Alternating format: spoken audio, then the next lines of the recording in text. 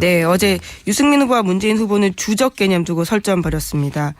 유승민 후보가 국방부 국방백서에 북한은 우리의 주적이라고 하고 있다 이렇게 하자 문재인 후보는 국방부로서는 할 일이지만 대통령으로서 할 말은 아니라고 본다면서 이 필요할 땐 남북 정상회담도 필요한 것이고 국방부가 할 일이 있고 대통령이 할 일이 따로 있다 이렇게 이야기했습니다. 야, 이 대목은 일단 직접 그 두 분의 어제 오갔던 멘트들 들어보죠. 북한이 우리 주적입니까? 주적. 대통령으로서는 할 일이 아니라고 생각합니다. 대한민국 국방부 국방백서에 북한군은 우리 주적이다 이래 나오는데. 국방부로서는 할 일이죠. 그러나 대통령이 할 말은 아니라고 봅니다. 이 부분은 이제 안보관에 대한 문제 제기를 하는 거죠. 네, 1라운드가 안보 관련된 부분이었거든요. 네. 안보관의 이 공방은 각 자신의 지지자들에게는 어필하는 공격과 방어였다고 봐요. 예. 뭐 그래도 북한은 주적이지 믿고 싶어하는 보수층 믿는 보수층이 있고 아니 대통령과 국방부는 할 일이 다르지 하는 해명도 문재인 후보 지지자들에게는 이해가 가는 답변이었고 근데 이제 이 주적이냐 아니냐를 가지고 안보 프레임으로 이제 그 자기 차별성을 드러내려고 한 건데 이 공세는 적어도 유승민 후보 입장에서 성공적인 공세였죠. 답변이 부족했다는 아니지만 성공적인 공세였다고 저는 봐요. 계속해서 화제에 오르고 있습니다. 주적이란 단어 자체가요. 근데 그건 그런 것도 있어요. 주적이라는 단어 자체가 실제로 잘 안 쓰는 단어거든요. 이 젊은 이게 무슨 세대한테 말인지 낯설어서 그럴 수도 있을 거라고 무슨 봅니다. 말인지 궁금해서 검색하는 그런 현상일 수도 있고요. 자, 다음. 또 다른 주적도 등장했는데요. 홍준표 후보가 유승민 후보에게 주적 이야기를 했습니다. 그 맥락은 좀 다릅니다. 유승민 후보가 성완종 리스트 관련된 이야기를 꺼낸 거거든요. 당권 회복해서 대선 출마했는데 이것은 문제가 있는 게 아니냐라면서 그러면서 자신은 박근혜 대통령 당권 정지시켰다 이렇게 지적했거든요. 그러자 홍준표 후보가 이정이 보는 것 같다. 주적은 적이다. 이렇게 이야기한 겁니다. 여기서 주적은 문재인 후보를 손짓하면서 이야기한 겁니다. 네, 주적. 국방부 백서에 주적이라는 단어가 등장하지 않은지도 제가 알기로는 오래되긴 했어요. 네, 오래되긴 했는데 이 홍준표 후보의 이 발언 일단 육성으로 들어보고 나서 얘기를 나누죠. 본래 당헌 당규대로 하면 1심에서 유죄 판결 나면 출당 제명인데 그런데 이번에 특별한 징계 뭐를 사면하는 그런 조치를 취해가지고 당권을 회복하셔가지고 대선 후보로 출마까지 하셨는데 그런데 어떻게 박근혜 대통령은 당권 정지를 시키십니까? 그 좀 앞뒤가 완전히 안 맞는 거 염치 없는 짓 아닙니까? 이게 참 내가 꼭 이정이 보는 것 같아가지고 곤란한 질문이 유승민 후보로부터 올 때는 항상 답변이 정해져 있어요. 그렇죠. 네. 지난번 1차 토론에도 그런 식으로 답변했습니다. 항상 답변이 정해졌는데 다른 후보의 지지자들한테는 이게 어이없는 답변입니다. 어이없는 답변이고 도망가는 답변으로 들리거든요. 그런데 홍준표 후보의 지지자들에게는 어필하는 전략이에요. 예. 홍준표 후보를 지지하는 아주 보수성이 강한 분들에게는 이정희 전 대표가 북한에 동조하는 그런 사람으로 머릿속에 있거든요. 그러니까 왜 당시 이제 양자구도 2012년 대선 2012년의 양자구도 때 왜 튀어나와가지고 하여튼 그 프레임이죠. 제가 다시 설명하자니 이정희 전 대표 여기서 튀어나올 이유가 없기 때문에 자세히 설명 안 하겠는데 이게 어이없는데 자기 지지자들한테는 어필하는 전략이에요. 예, 그래서 어젯밤에 뜬금없이 토론에도 나오지 않았던 이정희 전 대표가 네. 실시간 검색 순위에도 이름을 올렸습니다. 이정희 전 대표 책이 잘 팔까요 덕분에? 고맙다고 해야 될지. 자, 이런 공방이 또 왔고 그리고 또 어떤 공방이 있었습니까? 예, 주적 이야기 한동안 계속됐습니다. 네. 그러다 보니까 심상정 정의당 후보가 나서서 이렇게 이야기했습니다. 대북 송금이 몇 년 지난 얘기냐. 매 선거 때마다 아직도 우려먹고 있다. 국민들이 실망한다라면서 그 논쟁을 정리해버린 겁니다. 자, 한번 컷을 들어보겠습니다. 임리라고 하더만은 아니 도대체 이건 무슨 토론하면서 대북 송금이 도대체 몇 년 지난 얘기입니까, 여러분? 자, 잠깐만요. 지금 네? 대북 송금이 도대체 몇 년 지난 얘기입니까? 자. 매 선거 때마다 그 대북 송금을 아직도 우려 먹습니까? 네. 어제 뭐랄까요. 그 형식 내용을 지배한다고 제가 말씀드렸는데 형식 자체가 사회자의 개입을 최소화한다는 좋은 의도임에도 불구하고 예. 답변 내용도 답변 시간도 포함되어 있고 네, 9분. 순서도 없고 그리고 뭐랄까요. 1위 후보의 대부분의 질문이 집중돼 있고 이러다 보니까 토론의 느낌이 안 났어요, 사실. 그런 그 아수라장 가운데 이제 심상정 후보가 빛났던 순간인 거죠. 논쟁을 정리하는. 물론 뭐 심상정 후보도 실수하는 전략전 실수나 그런 부분도 있었지만 어제 요 대목은 또 난장판을 정리했다는 이미지를 남겼어요. 예. 자, 또 다른 인상적인 문답들은 어떻게 있었습니까? 네, 안철수 후보가 문재인 후보에게 질문한 겁니다. 전인권 씨가 저를 지지하는 문 후보 지지자들로부터 적폐 가수라는 말까지 듣는 수보당했다. 이게 옳은 일이냐라고 물었습니다.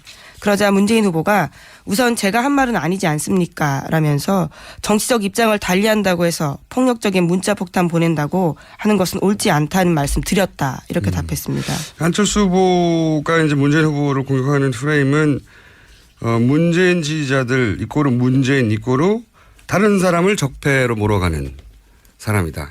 이 프레임이죠. 그래서 이제 거기에 해당되는 케이스라고 보고 이제 또 한 번 공격을 한 건데, 근데 저는 자꾸 이제 포맷을 얘기할 수밖에 없는데 집중 공격을 받은 문재인 후보가 모든 대응을 잘했다고 볼 수 없거든요. 어제 말을 명쾌하게 또 빠르게 대응하지 못한 부분도 있어요. 근데 문재인 후보가 못한 부분을 다른 누군가가 받아가지도 못하는 포맷이에요. 이게 누가 못했으면 누가 잘했고 이게 드러나야 되잖아요. 그래서 그 이익을 가져가기도 해야 되는데 어제 토론에는 아무도 이득을 못 가져갔어요, 사실은. 예. 처음 해보는 실험이라서 예상치 못한 부분이 있었겠지만 그걸 감안해도 이제 형식의 내용을 지배했다는 생각을 자꾸 들고 그 형식이 남긴 이미지. 한 사람만 집단적으로 질문을 받았다. 다른 사람들은 그 사람을 검증하는 역할로 나온 것 같다. 대등한 후보로 보여야 되는데 그래서 형식은 지난 SBS 토론회가 낫지 않겠나 싶습니다. 만약에 선관위 주간 토론회도 이런 유사한 형식이면 사람들이 토론을 안 봐요. 현재로서 자유 토론으로 정리했습니다. 네. 자유 토론회 하더라도 이제 미세한 룰의 조정이 있어야 될 것 같고 지금 같은 형식이면 모두를 짜증나게 하기 때문에 토론회를 안 봅니다. 토론을 안 보게 되면 다른 후보들한테 불리한 거예요. 문재인 후보를 공격했다고 좋아할 일이 아니에요, 이게. 토론회를 안 보면 그냥 구도대로 가는 거죠. 토론회가 그나마 남아있는 영향을 미칠 수 있는 변수인데, 하여튼 좀 답답했어요, 저는. 자, 다른 또 어떤 멘트들이 오갔습니까? 그러면서 안 후보가 어떤 정치 세력과도 손잡지 않은 상황인데 그럼 유일하게 남는 건 국민뿐이다 라면서 이러한 이야기에 유승민 후보에게 어떻게 생각하느냐 동의를 구했거든요. 그러니까 유승민 후보는 지금 저한테 묻는 거냐면서 문 후보를 디스하면서 이렇게 꼬집었습니다. 또 거기에 문 후보도 끼어들어서요. 유 후보한테 대신해서 답 좀 잘해달라 이렇게 이야기하기도 했습니다. 좀 들어보겠습니다. 문재인 후보께서 국민을 적폐 세력이라고 말을 하고 있다. 저는 그 해석밖에는 할 수가 없습니다.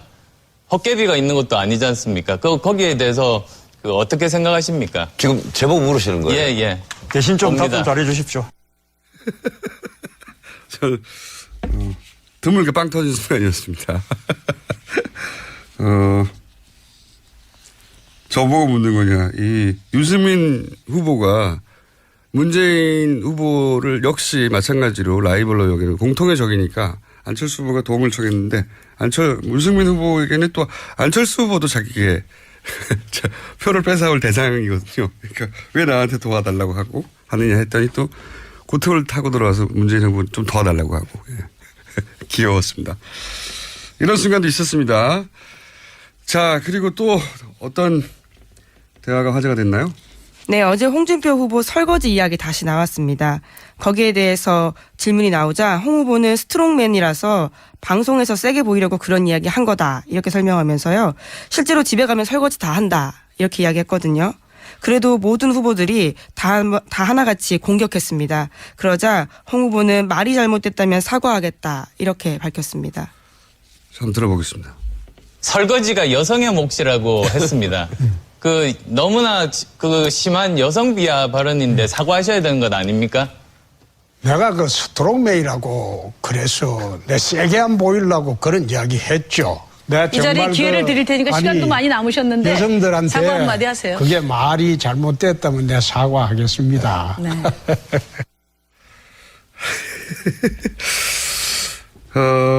저는 이 공격을 한 분이 포인트를 못 얻어가고, 왜냐면 너무나 당연한 거였거든요. 예. 그런데 그 공격을 이렇게 넘어간 홍 후보가 이럴 뻔한 점수를 지켰다. 저는 이렇게 평가하는데, 물론, 센 척 하느라고 그랬다는 거잖아요. 한마디로. 그렇죠. 스트롱맨 이미지를 만들기 위해서요. 이 답변을 듣고 논리적으로 납득이 가는 사람들은 별로 없어요. 계속 욕할 분들은 욕하는데, 그 지지층들마다 성향도 갈리고 하는데, 홍준표 후보의 지지층에는 개인적으로 제가 보기에는 솔직하다라고 홍준표 후보, 왜냐하면 개인도 이런 실수나 어거지나 부리기도 하거든요. 예. 물론 빨래 안 하고 밥솥 안 여는 게 스트롱맨 이미지를 만드는 건 아니라고 논리적으로는 어제 이야기를 그래요. 하죠. 논리적으로는 이건 답변이 충분하지 않은데 정서적으로는 마음이 와닿는 거예요. 저는 전문가분들이 이제 유승민 심상정 후보 토론을 잘했다 평가 또 이제 있는데, 대선 후보가 토론을 잘했다고 평가를 받으려면 토론 그 자체를 잘한 건 중요하지가 않아요. 이게 토론 경진대회가 아니잖아요. 중요한 거는 그 토론을 통해서 자기 지지층을 확보했거나 또는 상대 지지층을 와해시키거나, 그래야 결과적으로 대선 후보가 그 토론을 잘했다고 할 수 있는 거죠. 말을 더듬어도 자기 지지층을 확고해야 하면은 잘한 거예요. 그리고 아무리 말을 잘해도 말은 잘했는데 재수없다. 그러면 토론을 내용은 좋지만 잘못한 거예요. 토론회가 말 경진 대회가 아니에요, 이게. 사람들은 종합적으로, 정서적으로, 감성적으로 받아들이기 때문에 그런 면에서 심상정, 유승민 후보가 말을 잘하고 숫자를 잘 언급했지만 자기 지지율을 끌어올리거나, 제가 보는 관점에서는 물론 상대 지지층을 흔들거나 하지는 못했다는 면에서는 토론을 저는 잘했다고 생각하지 않아요. 지난 1차 토론회와는 다르게. 근데 홍준표 후보는 자기 거는 챙겨갔다. 굉장히 불리한 상황에서 여성 설거지 논란, 말도 안 되는 논란이죠. 그 자체로. 센 척 하느라. 근데 여기를 내가 센 척 하느라 그랬어.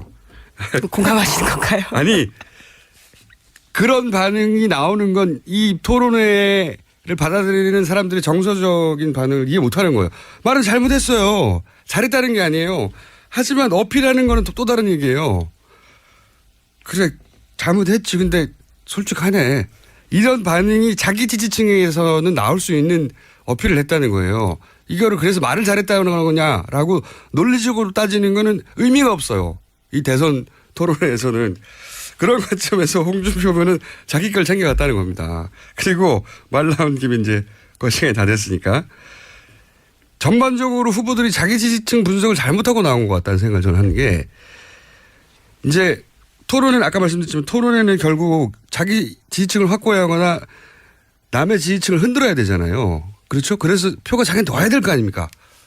그렇지 않은 토론회는 말을 아무리 새끈하게 잘해도 의미가 없는 거예요. 토론 경진대회가 아니기 때문에 학생들의. 그런데 예를 들어서 유승민 후보는 홍준표 후보하고 대립각을 원하잖아요. 계속. 내가 보수의 적자라고. 그런데 그 지지층 분석을 보면 홍준표 후보에게서 유승민 후보에게로 갈 표가 없어요. 거의. 그 지지층으로 보자면 분석을.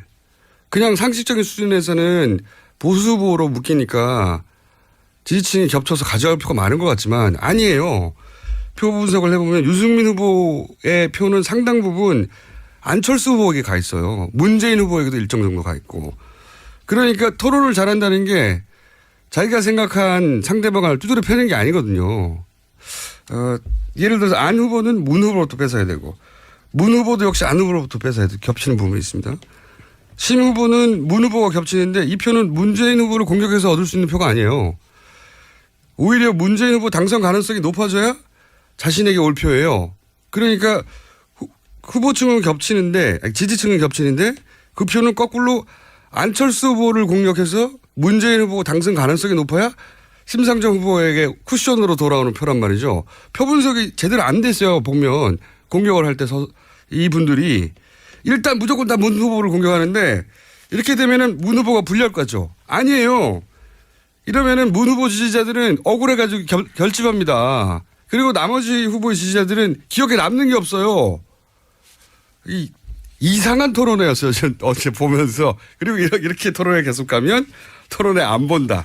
토론회 안 보기 때문에 다른 후보들이 불리하다는 겁니다. 거꾸로 문재인 후보가 1위이기 때문에 이 상태로 고착된다는 거예요. 왜 이런 전략을 택했는지 모르겠어요. 저는 다른 후보 캠프에서. 자, 말을 일겠습니다. 선 출마했는데 이것은 문제가 있는 게 아니냐라면서 그러면서 자신은 박근혜 대통령 당권 정지시켰다 이렇게 지적했거든요. 그러자 홍준표 후보가 이정이 보는 것 같다. 주적은 적이다. 이렇게 이야기한 겁니다. 여기서 주적은 문재인 후보를 손짓하면서 이야기한 겁니다. 네, 주적. 국방부 백서에 주적이라는 단어가 등장하지 않은 지도 제가 알기로는 오래되긴 했어요. 네, 오래되긴 했는데 이 홍준표 후보의 이 발언 일단 육성으로 들어보고 나서 얘기를 나누죠. 본래 당헌 당규대로 하면 1심에서 유죄 판결 나면 출당 제명인데 그런데 이번에 특별한 징계를 사면하는 그런 조치를 취해가지고 당권을 회복하셔가지고 대선 후보로 출마까지 하셨는데 그런데 어떻게 박근혜 대통령은 당권 정지를 시키십니까? 그거 좀 앞뒤가 완전히 안 맞는 거 염치 없는 짓 아닙니까? 이게 참 내가 꼭 이정이 보는 것 같아가지고 그 곤란한 질문이 유승민 후보. 네, 어제 유승민 후보와 문재인 후보는 주적 개념 두고 설전 벌였습니다. 유승민 후보가 국방부 국방백서에 북한은 우리의 주적이라고 하고 있다 이렇게 하자 문재인 후보는 국방부로서는 할 일이지만 대통령으로서 할 말은 아니라고 본다면서 이 필요할 땐 남북 정상회담도 필요한 것이고 국방부가 할 일이 있고 대통령이 할 일이 따로 있다 이렇게 이야기했습니다. 야, 이 대목은 일단 직접 그 두 분의 어제 오갔던 멘트들 들어보죠. 북한이 우리 주적입니까? 주적. 대통령으로서는 할 일이 아니라고 생각합니다. 대한민국 국방부 국방백서에 북한군은 우리 주적이다 이래 나오는데 국방부로서는 할 일이죠. 그러나 대통령이 할 말은 아니라고 봅니다. 이 부분은 이제 안보관에 대한 문제 제기를 하는 거죠. 네, 1라운드가 안보 관련된 부분이었거든요. 네. 안보관의 이 공방은 각 자신의 지지자들에게는 어필하는 공격과 방어였다고 봐요. 예. 뭐 그래도 북한은 주적이지 믿고 싶어하는 보수층 믿는 보수층이 있고 아니 대통령과 국방부는 할 일이 다르지 하는 해명도 문재인 후보 지지자들에게는 이해가 가는 답변이었고 근데 이제 이 주적이냐 아니냐를 가지고 안보 프레임으로 이제 그 자기 차별성을 드러내려고 한 건데 이 공세는 적어도 유승민 후보 입장에서 성공적인 공세였죠. 답변이 부족했다는 아니지만 성공적인 공세였다고 저는 봐요. 계속해서 화제에 오르고 있습니다. 주적이란 단어 자체가요. 근데 그건 그런 것도 있어요. 주적이라는 단어 자체가 실제로 잘 안 쓰는 단어거든요. 이 젊은 이게 무슨 세대한테 말인지 낯설어서 그럴 수도 있을 거라고 무슨 봅니다. 말인지 궁금해서 검색하는 그런 현상일 수도 있고요. 자, 다음. 또 다른 주적도 등장했는데요. 홍준표 후보가 유승민 후보에게 주적 이야기를 했습니다. 그 맥락은 좀 다릅니다. 유승민 후보가 성완종 리스트 관련된 이야기를 꺼낸 거거든요. 당권 회복해서 후보로부터 올 때는 항상 답변이 정해져 있어요. 그렇죠. 네. 지난번 1차 토론에도 그런 식으로 답변했습니다. 항상 답변이 정해있는데 다른 후보의 지지자들한테는 좀 이게 어이없는 답변입니다. 어이없는 답변이고 도망가는 답변으로 들리거든요. 그런데 홍준표 후보의 지지자들에게는 어필하는 전략이에요. 예. 홍준표 후보를 지지하는 아주 보수성이 강한 분들에게는 이정희 전 대표가 북한에 동조하는 그런 사람으로 머릿속에 있거든요. 그러니까 왜 당시 이제 양자구도 2012년 대선 2012년의 때, 양자구도 때 왜 튀어나와가지고 하여튼 그 프레임이죠. 제가 자세히 설명하자니 이정희 전 대표 여기서 튀어나올 이유가 없기 때문에 자세히 설명 안 하겠는데 이게 어이없는데 자기 지지자들한테는 어필하는 전략이에요. 예, 그래서 어젯밤에 뜬금없이 토론에도 나오지 않았던 이정희 전 대표가 네. 실시간 검색 순위에도 이름을 올렸습니다. 이정희 전 대표 책이 잘 팔까요, 덕분에? 고맙다고 해야 될지. 자, 이런 공방이 또 왔고, 그리고 또 어떤 공방이 있었습니까? 예, 주적 이야기 한동안 계속됐습니다. 네. 그러다 보니까 심상정 정의당 후보가 나서서 이렇게 이야기했습니다. 대북 송금이 몇 년 지난 얘기냐. 매 선거 때마다 아직도 우려먹고 있다. 국민들이 실망한다라면서 그 논쟁을 정리해버린 겁니다. 자, 한번 컷을 들어보겠습니다. 임리라고 하더만은 아니 도대체 이건 무슨 토론하면서 대북 송금이 거짓말이라고 도대체 말을 몇 년 하더라고요. 지난 얘기입니까, 여러분? 자, 잠깐만요. 지금 예? 대북 송금이 도대체 몇 년 지난 얘기입니까? 자. 매 선거 때마다 그 대북 송금을 아직도 우려 먹습니까? 예. 어제, 뭐랄까요. 그, 형식 내용을 지배한다고 제가 말씀드렸는데, 형식 자체가 사회자의 개입을 최소화한다는 좋은 의도임에도 불구하고, 예. 답변 내용도, 답변 시간도 포함되어 있고, 네, 9분. 순서도 없고, 그리고,